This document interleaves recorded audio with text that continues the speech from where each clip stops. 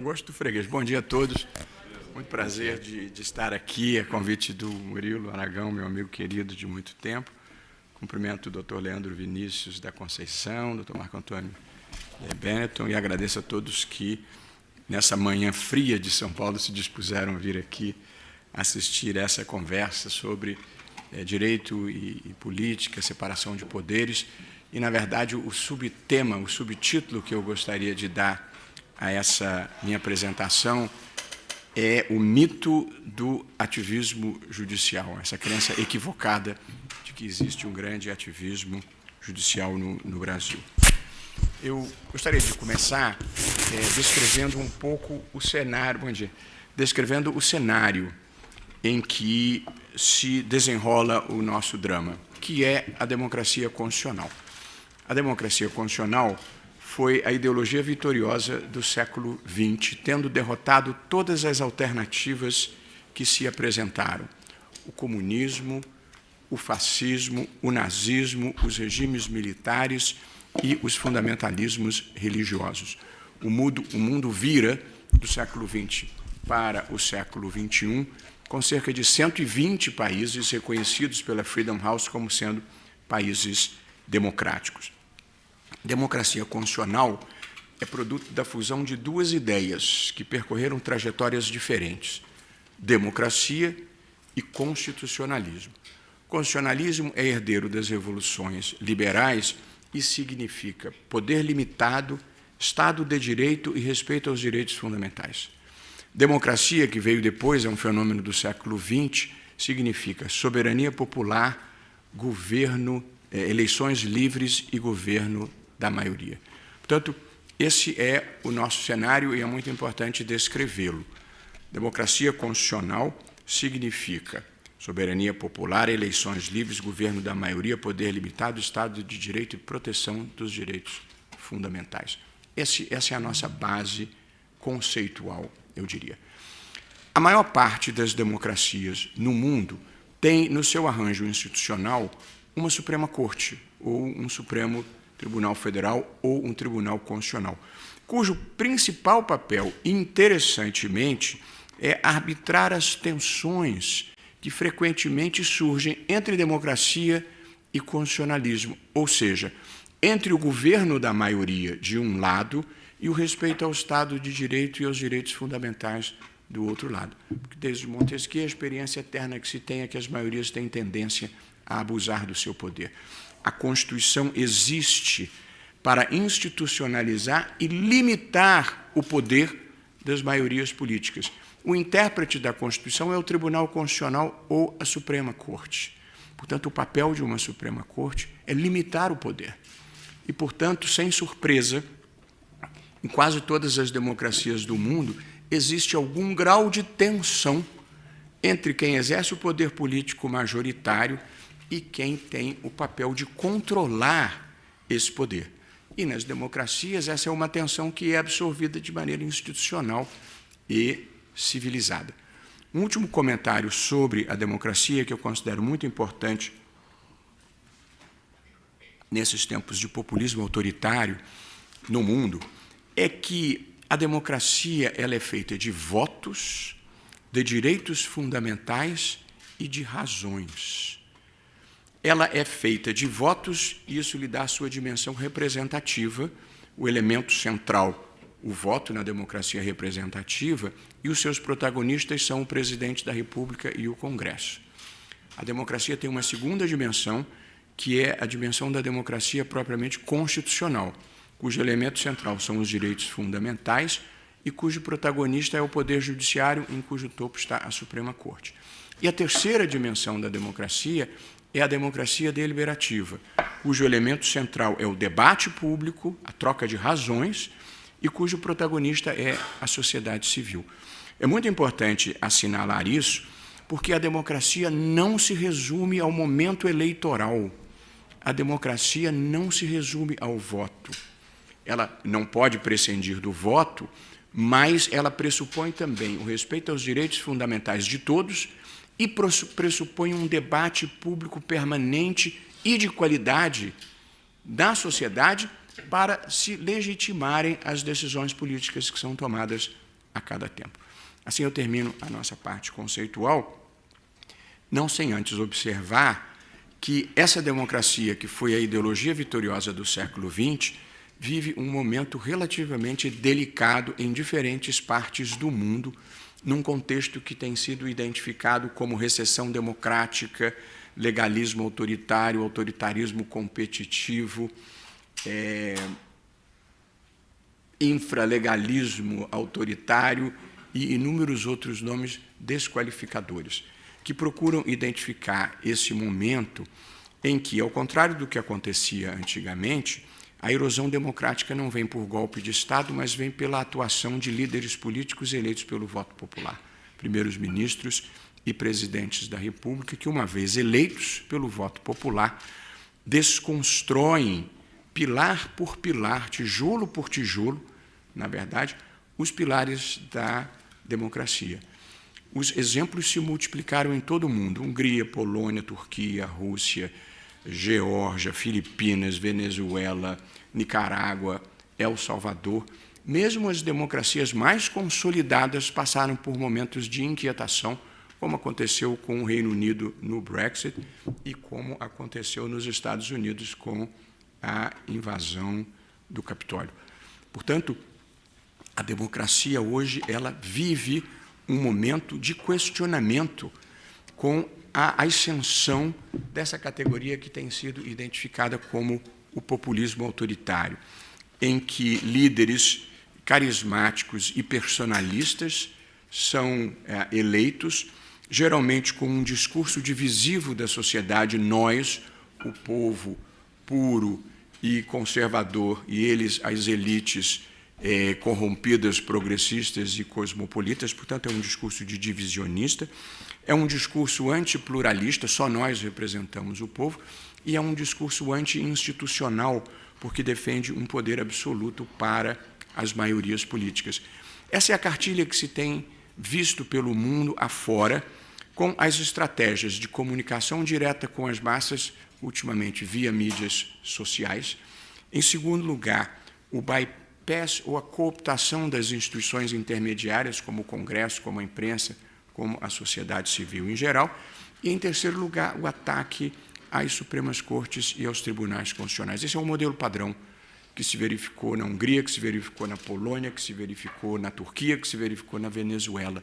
Um modelo que se repete.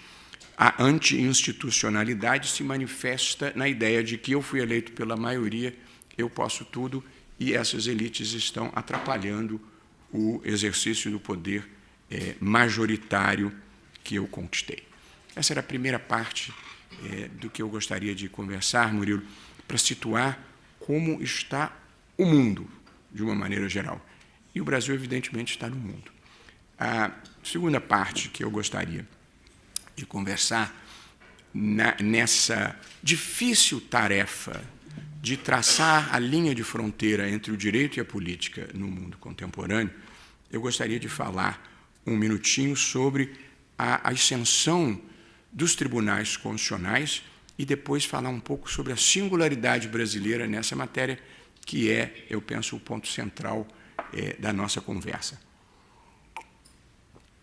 Duas das primeiras constituições escritas do mundo, que foram a americana de 1787 e a francesa de 1791, elas deram origem a dois modelos de constitucionalismo bastante diferentes.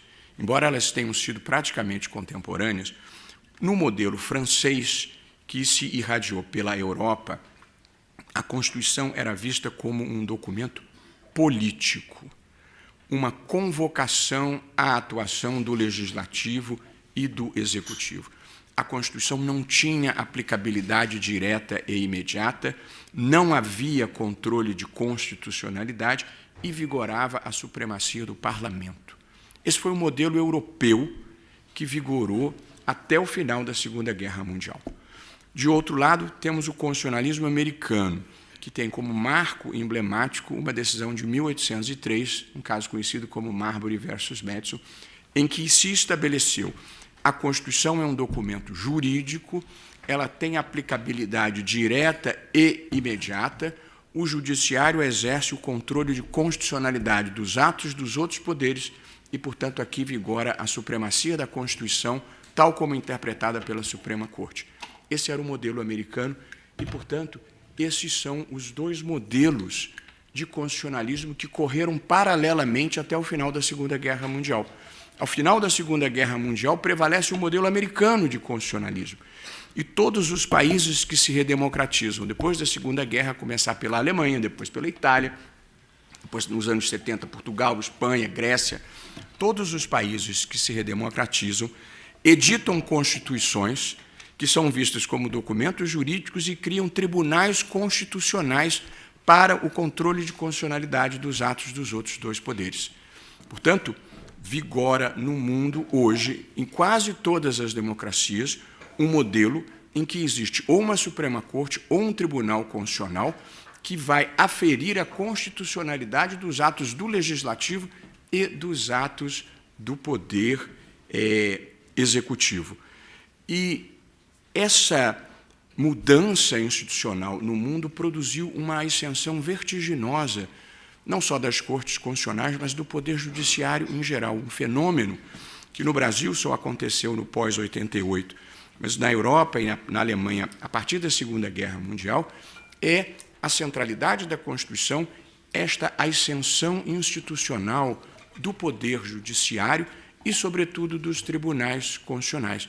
De modo que a judicialização da vida, esta judicialização da política, ela começa depois da Segunda Guerra Mundial, pela constatação de que um judiciário forte e independente é imprescindível para a proteção da democracia e para a proteção dos direitos fundamentais. Todas as democracias do mundo reservam uma parcela de poder para agentes públicos que não são eleitos, agentes públicos que têm por papel interpretar a Constituição e que são escolhidos supostamente pela sua competência técnica e pela sua imparcialidade. A competência técnica, às vezes, é possível, a imparcialidade plena é impossível nessa vida de Deus, porque as pessoas têm os seus pontos de observação e, naturalmente, elas têm as suas pré-compreensões. Mas o ponto que eu queria destacar é que houve uma judicialização da vida em geral. As eleições de 2000 nos Estados Unidos, quem decidiu foi a Suprema Corte, o impeachment da presidente da Coreia do Sul, quem deu a última palavra foi a Suprema Corte. A pena de morte na África do Sul, quem decidiu acabar com ela foi a Suprema Corte, ou o Tribunal Constitucional. Portanto, há uma certa judicialização da vida. Chegamos agora ao caso brasileiro. Eu tenho um artigo,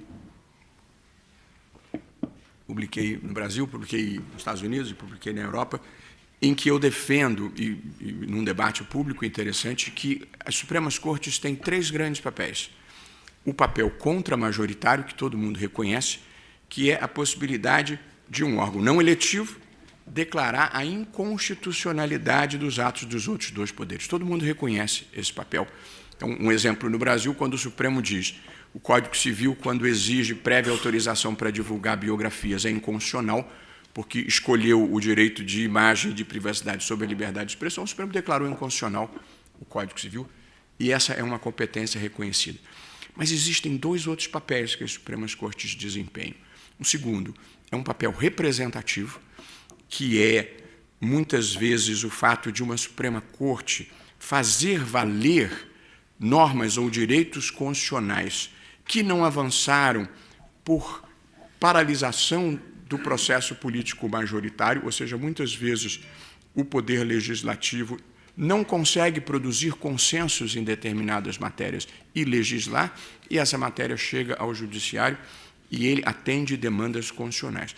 Eu gosto de citar como exemplo desse poder representativo a decisão do Supremo que acabou com o nepotismo nos três poderes. Havia uma imensa demanda social pelo fim do nepotismo, a legislação não vinha, sobretudo nos estados não vinham, e o Supremo Tribunal Federal, eu mesmo fui advogado na causa, entendeu que do princípio da impessoalidade e do princípio da moralidade já se extrai a proibição do nepotismo independentemente de legislação.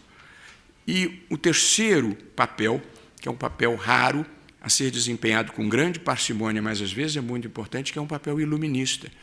Às vezes, a história precisa avançar independentemente das maiorias políticas. E, portanto, a Suprema Corte é que tem que ser capaz de fazer essa interpretação histórica. É raro, mas é decisivo.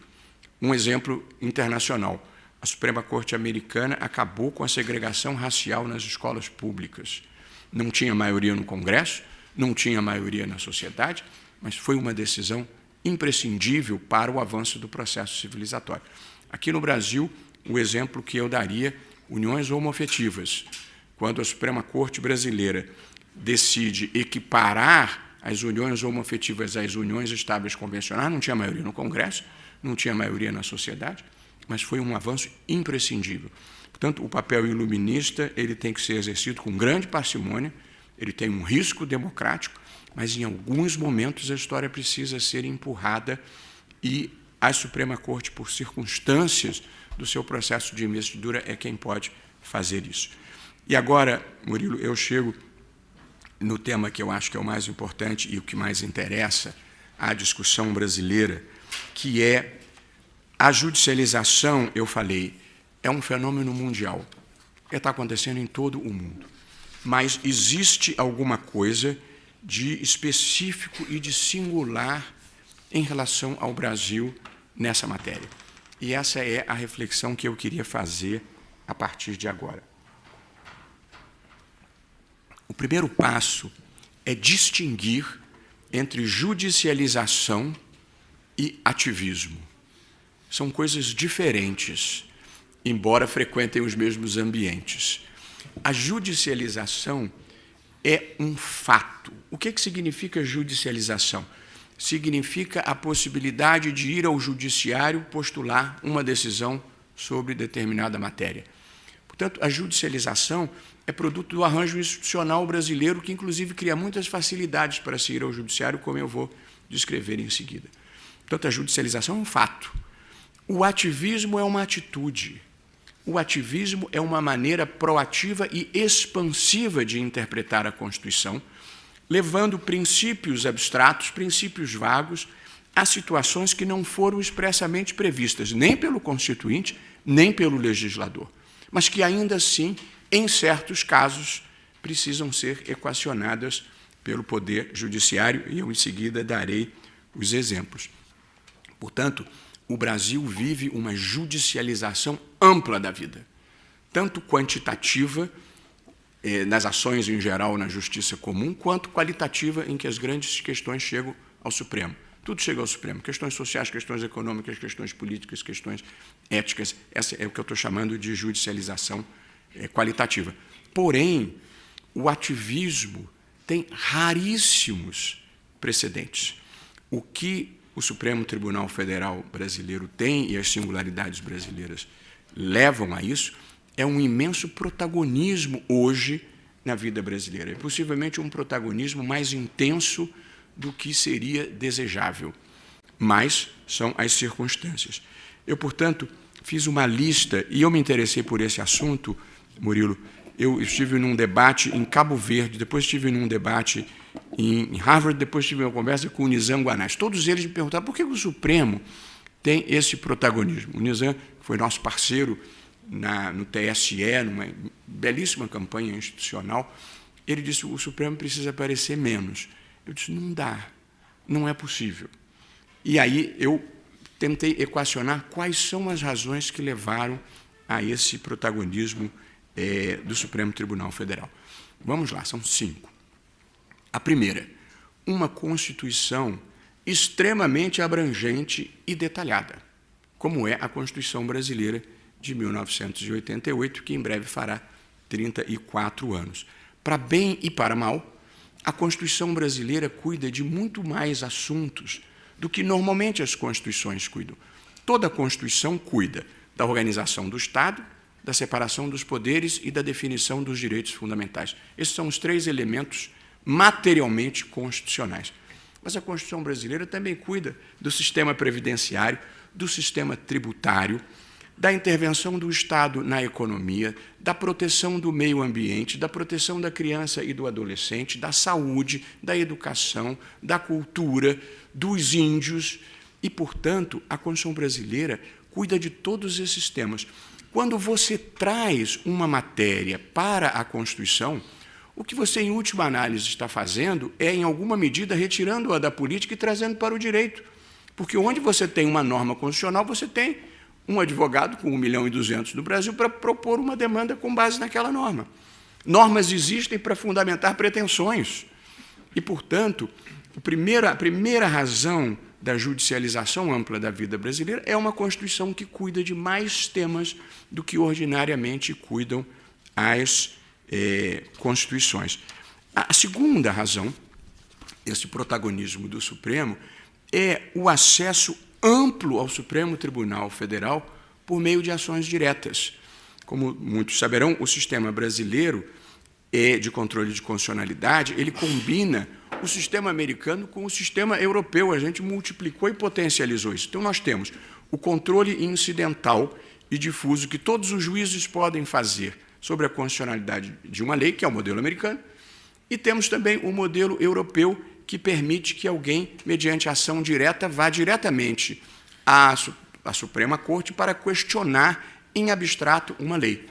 Então, na Europa, existe essa possibilidade, mas aqui nós multiplicamos isso, porque aqui nós temos a ação direta de inconstitucionalidade, nós temos a ação direta declaratória de constitucionalidade, nós temos a ação declaratória de inconstitucionalidade por omissão, nós temos a arguição de descumprimento de preceito fundamental, ainda tem a representação interventiva, que é menos comum. De modo que é relativamente fácil chegar ao Supremo Tribunal Federal e, muitas vezes, o Supremo não dá a última palavra, como fazem as Supremas Cortes em todo o mundo. Muitas vezes o Supremo dá a primeira palavra. O jogo começa no Supremo questionando uma lei na sua face. Portanto, a segunda causa é o número de ações diretas que permitem chegar ao Supremo Tribunal Federal. A terceira razão desse protagonismo é o grande número de legitimados ativos para propor ações diretas, as pessoas que têm direito de propositura. No mundo, em geral, é o Procurador-Geral da República, às vezes o Presidente da República e um certo número de parlamentares de oposição. No Brasil, podem propor ação direta o Presidente da República, o Procurador-Geral da República, a mesa da Câmara, a mesa do Senado, a mesa de todas as Assembleias Legislativas, todos os governadores, todos os partidos políticos com representação no Congresso Nacional, a Ordem dos Advogados do Brasil, todas as entidades de classe de âmbito nacional e todas as confederações sindicais, centenas de pessoas. De modo que, no Brasil, é preciso que o interesse seja muito chinfrim para que não tenha um desses legitimados para levar a matéria para o Supremo Tribunal Federal. Então, a gente decide de tudo. E, portanto, o Supremo decide desde pesquisas com células-tronco embrionárias até a importação de pneus, passando pela queima da palha da cana. E tudo chega no Supremo. E ainda teve melhor sorte do que o STJ, que teve que decidir que o colarinho do chopp faz parte da bebida. Portanto, no Brasil, a judicialização é um fenômeno muito característico de uma certa facilidade de acesso.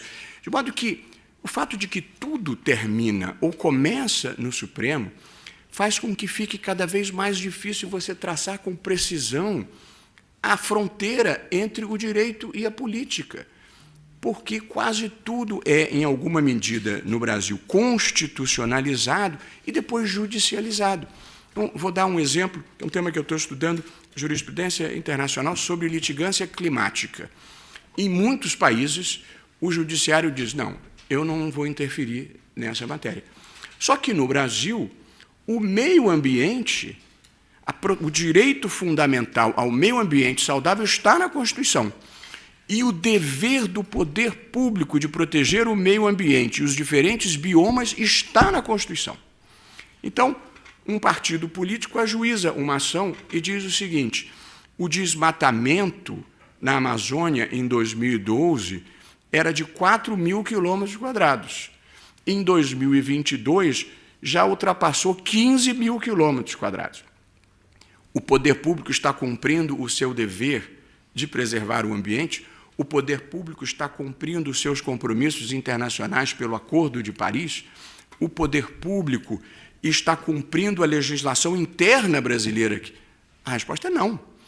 E, portanto, no Brasil, o julgamento não acabou, mas já temos um voto declarando que existe um estado de coisas inconstitucional em matéria ambiental, porque o poder público não tem reprimido adequadamente mineração ilegal, extração ilegal de madeira, invasão de terras indígenas. Portanto, essa é uma questão que, no Brasil, é uma questão judicializada e judicializável.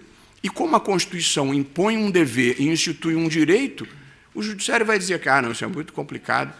Portanto, a característica do sistema brasileiro, do constitucionalismo brasileiro, é esse protagonismo do judiciário. Foi uma escolha do Constituinte.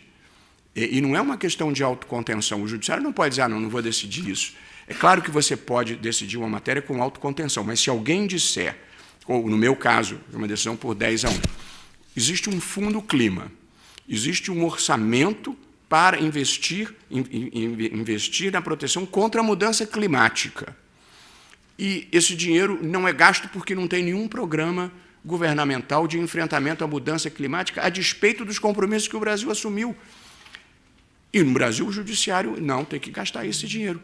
É uma característica do sistema brasileiro. Às vezes, eu acho que funciona para bem, acho que às vezes é problemático porque estressa a relação entre os poderes. Seguindo viagem, nós temos ainda uma outra característica, que é uma imensa competência criminal da Suprema Corte.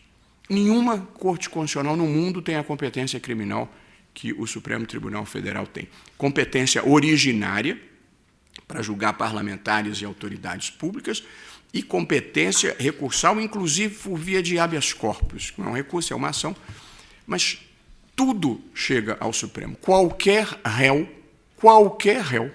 condenado criminalmente, pode impetrar um habeas corpus para o Supremo Tribunal Federal. Isso não existe em nenhuma outra parte do mundo. De vez em quando eu falo, a gente precisa ter um filtro para os habeas corpus, os criminalistas, meus amigos, ameaçam pegar em armas. E, portanto, a gente tem um sistema de milhares de habeas corpus que chegam ao Supremo. Em 2017, quando eu mesmo, como relator, propus reduzir o sentido e alcance do foro privilegiado, tinha 517 ações no Supremo contra parlamentares, entre inquéritos e ações penais.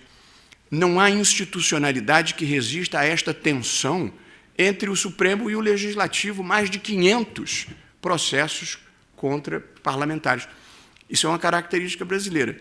Não apenas a competência do Supremo para julgar processos criminais, como tanta delinquência parlamentar.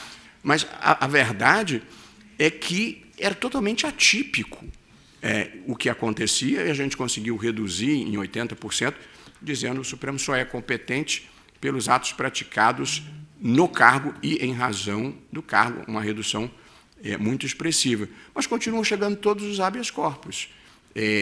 E aí, sem fazer nenhum juízo de mérito, o Supremo decide o habeas corpus do ex-presidente Lula, anula o processo e, evidentemente, de novo, você está na berlinda. Tem gente que gosta, tem gente que não gosta. Então, quando eu falei por Inês, não tem como diminuir a visibilidade, nem a percepção crítica, quando você julga uma questão que contrapõe ambientalistas e o governo, se você decide a favor do governo, os ambientalistas são capazes de vocalizar muito bem a sua inconformidade. E quando você decide contra o governo diz que você está invadindo a esfera da política. Quando você tem uma disputa entre índios e fazendeiros, se você decide contra os índios vocalizam o seu inconformismo. Se você decide contra os fazendeiros também vocalizam. Então, não tem como o Supremo vencer um torneio de simpatia, porque, evidentemente, você está desagradando, e o juiz de uma causa concreta, está aqui minha querida amiga Carmen Silva, foi juiz de toda a vida, quando você decide uma questão, você desagrada uma das partes. Paciência. Mas o Supremo, como ele julga questões em abstrato, ele desagrada uma multidão. De modo que, quando alguém me diz que o Supremo tem uma avaliação negativa, pelo menos metade das pessoas ficam desagradadas cada vez que a gente decide, e às vezes você desagrada os dois lados, que também é uma coisa que acontece. Mas, portanto, foi a competência criminal do Supremo que deu, a visibilidade desde o mensalão, e um certo desprestígio, porque criou-se a sensação de que o Supremo ia ser um protagonista no enfrentamento da corrupção, e o Supremo deu um passo atrás, e a sociedade se frustrou com isso. Portanto, a competência criminal é o quarto fator. Então, o primeiro, Constituição abrangente; o segundo, multiplicidade de ações diretas; o terceiro, multiplicidade de legitimados ativos; o quarto, uma competência criminal que dá grande visibilidade e cobertura pela imprensa; e quinto lugar, a gente julga na frente da televisão, da TV aberta. As pessoas assistem na televisão, todo dia no Jornal Nacional passa um julgamento. Todo dia tem uma manchete nos jornais. E esse não é um fenômeno só brasileiro. Eu prestei atenção, lendo a The Economist dessa semana, naquela parte inicial que eles têm na Líderes sobre política, tinha 4 ou 5 notícias que eram decisões de tribunais. Não é um fenômeno só brasileiro. Mas, no Brasil, esse fenômeno é potencializado por esse conjunto de fatores. E aí, o cidadão, como foi o caso do Nizam, com quem eu conversei, ele não distingue se eu estava julgando, eu estou no meu trabalho, só que o meu trabalho passa na televisão. O telespectador ou a pessoa comum não distingue se você está julgando, se você está dando entrevista ou se você está dando uma palestra. Ele vê você e ele acha que é tudo a mesma coisa. Então, esses juízes vivem querendo aparecer. Não, é porque a gente trabalha na frente da televisão. E aí o sujeito pode assistir, é só ligar o canal. E depois passa no jornal, porque a gente decide coisas que geram cobertura jornalística. Portanto, é equivocada. Eu acho que o juiz não deve comentar casos, sobretudo antes de julgar, em nenhuma hipótese, não pode antecipar a posição. Mas há uma percepção de que os ministros do Supremo estão o tempo inteiro na televisão, mas é porque o trabalho é na frente da televisão, então não tem alternativa. De modo que essas são, Murilo, eu acho, as razões pelas quais o Supremo tem esse protagonismo, mas não ativismo. O que acontece é que o sujeito que não gosta da decisão, ele diz que aquilo é ativismo. Então, o Supremo Tribunal Federal decidiu, durante a pandemia, que os estados e municípios podem tomar providências contra a pandemia, porque está na Constituição que, em matéria de saúde pública, os estados e os municípios têm competência concorrente para legislar e praticar atos administrativos. De modo que essa não foi uma decisão ativista, essa foi uma decisão óbvia, extraída da Constituição, literalmente na Constituição. CPI da Covid, olha, o Supremo se mete em tudo, mandou instalar a CPI da Covid, está na Constituição. Se 1/3 dos parlamentares pedirem a instalação de uma comissão parlamentar de inquérito, indicar um fato objetivo e prever o prazo de duração, é um direito das minorias. O Supremo decidiu o que tinha que decidir, o que está na Constituição. De modo que as pessoas atribuem ao Supremo, como sendo ativismo, a simples interpretação banal do que está na Constituição. Aí você pode não gostar da Constituição, pode querer mudar a Constituição, mas não pode dizer que o Supremo criou uma CPI contra o presidente. Não, a Constituição prevê, e houve CPIs contra todos os presidentes. Portanto, é preciso não confundir judicialização com ativismo, e é preciso não confundir protagonismo com ativismo. O protagonismo tudo termina no Supremo, não tem como não ser protagonista. De modo que, se quem não estiver satisfeito com isso, a gente pode repensar o modelo. A TV Justiça tem, na minha visão, prós e contras. Quais são as desvantagens da TV Justiça? Ela dificulta a produção de consenso. Se você estiver sentado numa mesa reservadamente, é muito mais fácil você construir uma solução comum. Em segundo lugar, os votos ficaram mais longos. É um fato. E é um erro, porque qualquer diretor de TV dirá que, em matéria de televisão, menos é mais. Aqueles votos rabilongos, com leituras extensas, não dá ibope, não. Mas os votos aumentaram, é um fato. E, em terceiro lugar, nas raras ocasiões em que acontece uma discussão mais áspera, e são raras, aquilo tem uma potencialidade imensa, e todo mundo fica sabendo que houve uma discussão mais áspera.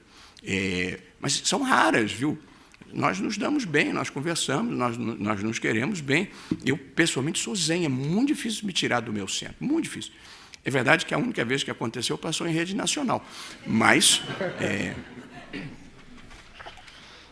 Então, Esse é, eu diria, Murilo, o conjunto de razões que levam a um protagonismo e a uma percepção equivocada de que o Supremo se mete em tudo.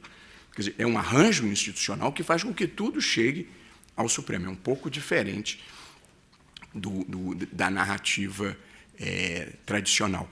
E, hoje em dia, você tem esse mundo bipolarizado em que as pessoas passam... Eu estava em São José dos Campos para dar uma palestra, e aí um garçom veio até a minha mesa e disse, tem um senhor aqui que é empresário brasileiro, empresário nos Estados Unidos, gostaria de dar uma palavra, o senhor pode recebê-lo? O senhor está educado de pedir ao garçom para perguntar? Eu disse, claro, posso. Aí ele veio até a mesa, e era uma pessoa de fato educada, e me disse, ministro, eu, respeitosamente, muito prazer em conhecê-lo, eu queria saber por que o Supremo não permite que o presidente Bolsonaro governe. Aí eu disse, olha, é uma visão, assim, mas você tem um exemplo, assim, por que você acha que o Supremo não permite? Ele disse, não quero ser indelicado com o senhor. Eu disse, não, mas você não vai ser indelicado, me dá um exemplo. Aí ele não deu um exemplo, eu disse, foi a decisão que permitiu os estados e municípios atuarem na pandemia? Não, acho que essa foi uma decisão correta. Então tá. Foi a decisão que exigiu o certificado de vacinação para entrar no Brasil estrangeiro? Não, imagina, nos Estados Unidos eles fazem assim também. Foi a decisão que condenou um deputado naquela... Não, ninguém de bem apoia aquilo. Então, qual foi a decisão que você acha que o Supremo impede? Aí ele falou assim, olha, o senhor é muito eloquente, não dá para a gente conversar com o senhor, e foi embora. Ele não tinha um exemplo, ele repete o que ele vê na rede social, o Supremo não deixa o presidente governar, mas ele não é capaz de dar um exemplo. É claro que você pode dizer, não, mas não deixou o diretor da Polícia Federal assumir. Vamos pensar, isso pode ser certo ou pode ser errado, mas foi isso que causou algum problema? Evidentemente que não foi. Então, cria-se uma narrativa desqualificadora, porque o Supremo tem o poder de limitar o exercício do poder. É isso que faz o Supremo. Eu queria dizer que todos os presidentes têm queixa do Supremo. Faz parte da vida. Eu, pessoalmente, já consegui desagradar PSL, PMDB, PT, faz parte da vida. Juiz não pode disputar um torneio de simpatia. De modo que eu não me impressiono quando alguém diz, o Supremo está vivendo... É o nosso papel. O populismo judicial é tão ruim quanto qualquer outro populismo. Só para acabar, quer dizer, eu disse que em todas as democracias existe algum grau de tensão entre quem exerce o poder político majoritário e a Suprema Corte ou o Tribunal Constitucional, e é um fato. Mas com a ascensão do populismo autoritário no mundo, houve momentos e lugares em que as Supremas Cortes conseguiram fazer uma resistência adequada à ascensão do populismo autoritário, e houve países em que os tribunais perderam. E aí o sistema autoritário se implanta. Eu tenho 3 exemplos que eu gosto de citar, são poucos, em que a Corte Constitucional impediu a ascensão do populismo autoritário. O primeiro caso, já tem um tempo, foi um caso na Colômbia, em que o presidente Álvaro Uribe conseguiu, por emenda constitucional, a aprovação para ele ter um 3º mandato. Na América Latina, 3º mandato é o fim da democracia, como a Venezuela bem demonstrou e a Nicarágua também. E aí, embora tenha sido aprovada a emenda constitucional, a Suprema Corte, o Tribunal Constitucional colombiano, disse que não se admite um 3º mandato. E foi respeitada a decisão e não houve o 3º mandato do Uribe. Ali se impediu uma queda inexorável no autoritarismo na Colômbia. Os Estados Unidos também foram um exemplo, apesar da Suprema Corte americana.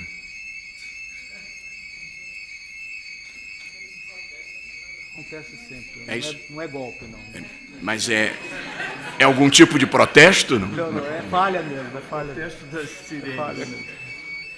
Nos Estados Unidos, embora a Suprema Corte viva um momento de grande desprestígio, a Suprema Corte americana está vivendo o seu pior momento, percebida como apenas mais um ator político e não mais como um ator institucional. Porém, nos Estados Unidos houve, depois da derrota do presidente Trump, 60 ações judiciais, 2 das quais chegaram à Suprema Corte, e nenhuma delas anulou as eleições, nem em âmbito estadual, muito menos em âmbito federal. Portanto, o Judiciário ofereceu uma resistência a um presidente que quis usá-lo para frustrar ou fraudar o resultado das eleições. E acho que no Brasil, até agora, também se tem oferecido uma resistência adequada, tanto na resistência retórica de enfrentar os ataques, quanto nas providências concretas que precisam ser tomadas. Se alguém pode dizer, eu não gosto do sistema eletrônico de votação. Esse é um direito. Mas ninguém pode dizer, houve fraude e eu tenho prova, se for mentira. A mentira não é uma forma legítima de argumentar. A mentira deliberada não é uma forma legítima de argumentar e, portanto,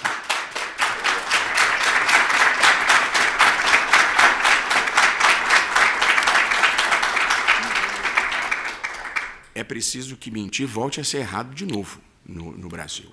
É muito importante essa observação, porque não é uma questão política, é uma questão ética. Está no imperativo categórico kantiano. Você coloca os seus argumentos na mesa, mas você não tem o direito de mentir. É claro que a verdade é plural. E a gente tem que viver num mundo em que a verdade é plural. Portanto, eu gosto de dar esse exemplo, isso aqui é uma caneta azul. A partir deste fato objetivo, alguém pode dizer, eu não gosto de azul, prefiro preto. Ou alguém pode dizer, essa é uma caneta importada, eu acho um absurdo alguém ter uma caneta importada. Ou alguém pode dizer, você é um ser jurássico que ainda tem uma caneta, aliás, eu tenho várias, no mundo do computador pessoal. Mas se alguém disser que isso aqui é um pneu, a gente perdeu a capacidade de interlocução. E a intolerância e a violência são produto da falta de interlocução. As pessoas têm que ser capazes de sentarem e conversarem e discutirem acerca dos mesmos fatos. Portanto, eu acho que Colômbia, Estados Unidos e Brasil, as Supremas Cortes, até aqui ajudou-nos o senhor, têm oferecido uma resistência adequada para preservar a institucionalidade. E não é pouca coisa, porque o Brasil virou um país em que as pessoas falam em golpe como se fosse uma coisa natural. Outro dia alguém me perguntou, o senhor acha que vai ter golpe? Eu disse, eu só considero as soluções que estão na Constituição, não considero nenhuma outra. Não, entendo, mas o senhor acha que vai ter golpe? Eu disse, eu acho que não. Agora, o número de vezes que as pessoas me perguntam isso já está começando a me preocupar, entendeu? Não é normal você perguntar se você acha que vai ter golpe. Tem alguma coisa esquisita acontecendo. E aí veio o manifesto dos professores da USP, dos estudantes da sociedade civil, depois veio uma da Fiesp, da Febraban, e disse, assim, o senhor está fazendo manifesto pelo Estado de Direito é porque as pessoas estão se sentindo ameaçadas, tem alguma coisa estranha acontecendo, mas não é normal. O discurso de vai ter golpe, vai respeitar o resultado da eleição, claro que vai respeitar. Não existe alternativa a isso. Portanto, nós naturalizamos algumas coisas que não podem ser naturalizadas. É simplesmente errado. Os casos de derrota. Hungria. É o caso emblemático. Aliás, o emblemático, eu já vou falar. Hungria. Como é que os líderes autoritários... Vou acabar agora, tá? Em 2 minutinhos. Como é que os líderes autoritários populistas lidam com as Supremas Cortes? De 2 formas. Ou com o que se chama empacotamento, packing the court, que é povoar as cortes com juízes submissos. Então, você muda as regras da aposentadoria para criar vagas, ou você aumenta o número de vagas para você poder colocar os seus. As 2 coisas aconteceram na Hungria. E a outra forma é você tira poderes da Suprema Corte. Na Hungria também aconteceu isso. Retiraram o poder de a Suprema Corte controlar a constitucionalidade de emendas constitucionais. Assim que tirou o poder, manda-se uma emenda constitucional fazendo barbaridades e não tem mais como controlar, porque esse poder não existe mais.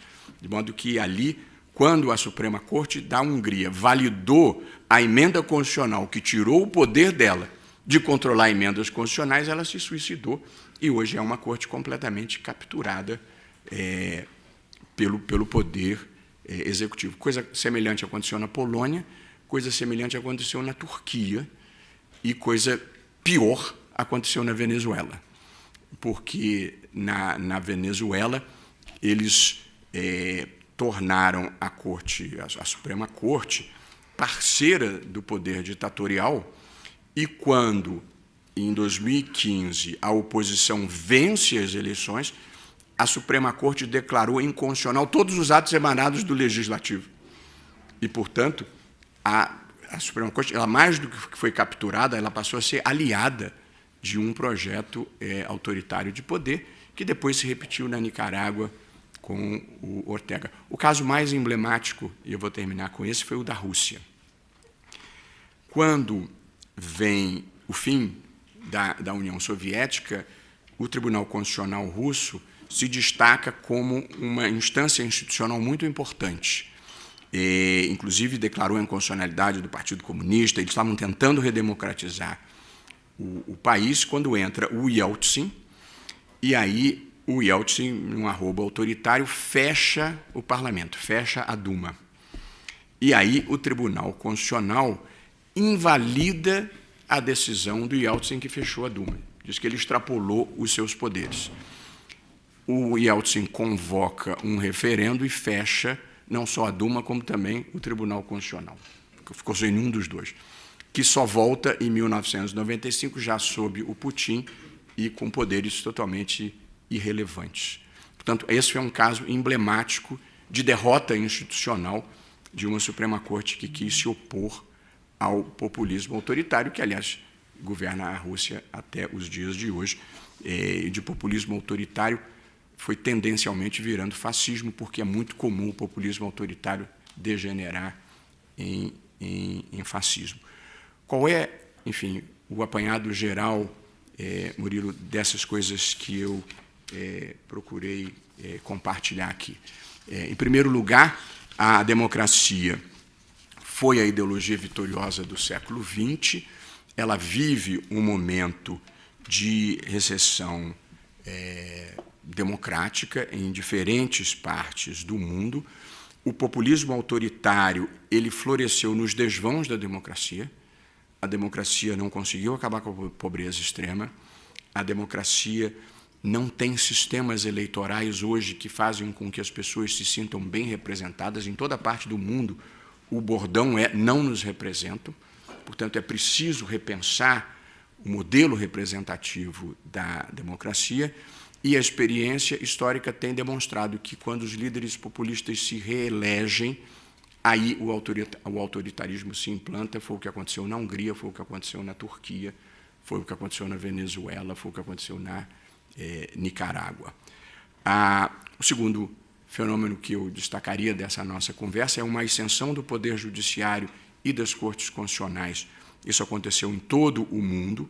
A judicialização é um fenômeno mundial, porém, no Brasil, ela é potencializada por aquele conjunto de fatores que eu procurei destacar, dentre os quais uma Constituição abrangente e uma facilidade de acesso ao Supremo Tribunal Federal. E, por fim, quando é que uma Suprema Corte consegue ser uma resistência adequada para a ascensão de regimes autoritários? Quando ela não está sozinha. É preciso que haja sociedade civil mobilizada, é preciso que haja partidos políticos atuantes, é preciso que haja imprensa livre, e aí as cortes constitucionais conseguem ser um ator importante. Se esses outros segmentos tiverem sido capturados pelo poder autoritário, como aconteceu em diversos países, não há Suprema Corte que sozinha consiga oferecer resistência à ascensão autoritária. E há uma última observação muito importante, que é: as Supremas Cortes precisam ter a preocupação e o cuidado de jamais deixarem de ser atores institucionais e não se tornarem atores políticos.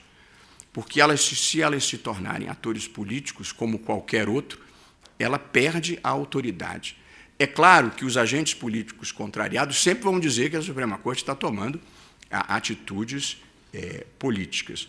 Mas eu escrevo, falo, voto, ninguém nunca vai ter visto uma demonstração de preferência pessoal, porque o papel de um ministro do Supremo, de um juiz constitucional, é defender a Constituição, a democracia e as instituições. E, ao fazer isso, você tem que estar preparado para desagradar muita gente, porque as pessoas sempre acham que têm razão e têm as suas próprias razões. Porém, um juiz constitucional não pode se mover nem por simpatias, nem por preferências pessoais. Ele tem que genuinamente interpretar a Constituição. É isso que dá a ele autoridade, não importa o que digam. O certo é certo, o justo é justo, o legítimo é legítimo. Ninguém é bom demais, ninguém é bom sozinho. A institucionalidade é uma obra coletiva. Eu gosto sempre de usar uma parábola que eu usei na minha sabatina, e com ela eu termino. A vida é uma corda bamba. A gente está sempre andando numa corda bamba, a gente está sempre se equilibrando. Não importa se você é ministro do Supremo, presidente da República ou um cidadão comum. Não importa se você está no palco ou se você está na plateia. Viver é andar numa corda bamba, a gente está sempre se equilibrando. Às vezes você inclina um pouco para um lado, às vezes inclina um pouco para o outro lado e vai se equilibrando. Às vezes a plateia acha que, como tudo está indo muito bem, que o equilibrista está voando. Isso não é grave, porque a vida é feita de certas ilusões. Mas o equilibrista, ele tem que saber que ele está se equilibrando. Porque se ele achar que ele está voando, ele vai cair. E na vida real não tem rede. E, portanto, a jurisdição constitucional, o papel de uma Suprema Corte, deve ser exercido como eu acho que a vida deve ser vivida, com determinação, muito importante, com seriedade, com um pouco de bom humor, quando possível, e, sobretudo, com humildade. Muito obrigado.